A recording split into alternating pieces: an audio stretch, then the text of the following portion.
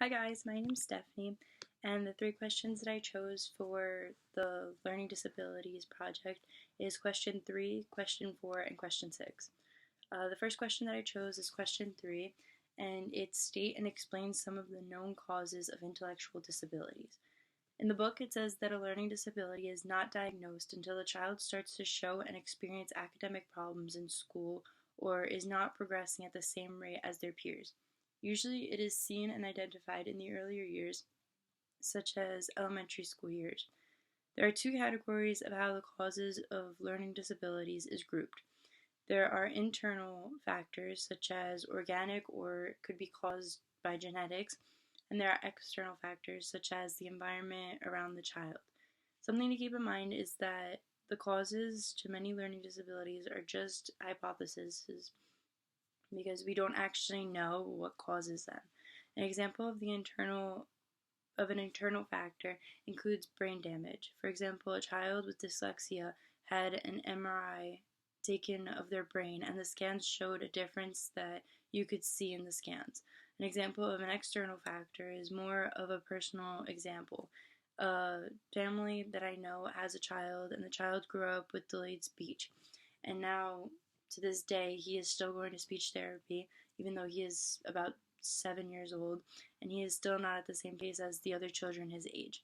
Mother always questioned why and how he developed this delay in speech, and when I started to think about it, I noticed whenever the child wanted something, he would make a noise loud enough for his mom to hear, and he would stare at it, and she would just go give it to him. And sure enough, a few seconds later, his mom would get him whatever he was pointing at instead of forming his own words to ask for the object. He connected the sounds with receiving the item that he wanted in the end. So he didn't really find a need to form words or learn how to ask for the water bottle that he was cooing for. The second question that I chose was question 4. Discuss some of the learning characteristics of individuals with intellectual disabilities. Not all children with learning disabilities show the same learning characteristics as others. However, it is common for a child with intellectual disabilities to be affected in certain areas, such as their cognitive development, language development, physical development, and social and emotional development. A child's cognitive development has trouble with metacognition and memory, especially short-term memory. Metacognition is the ability to identify how one learns and how they evaluate, monitor, and adapt to the learning process. The child's attention span is much shorter, and also transferring skills from one context to another is harder for them. So if you change the environment around them, even though they learned it in one environment. So if they learned a skill in school, they won't be able to use that same skill outside of school. With a child's language development, in most cases, is to be delayed in speech, which will be one of the first signs to finding out that the child has a disability.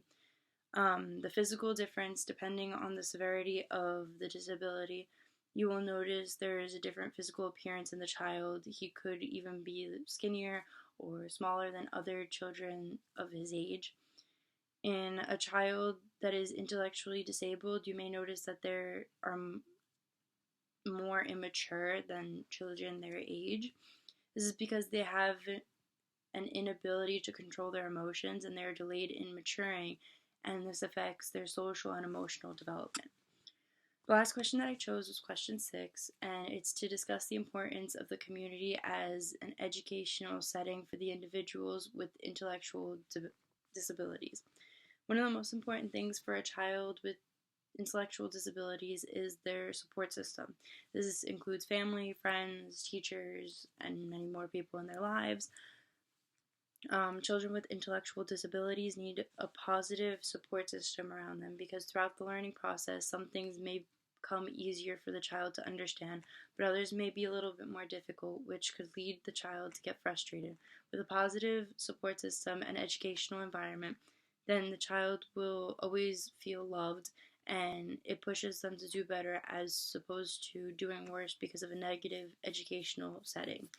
It is also important for the educational setting to not only be at school, but it's also important for it to be at home so the child achieves to their fullest potential.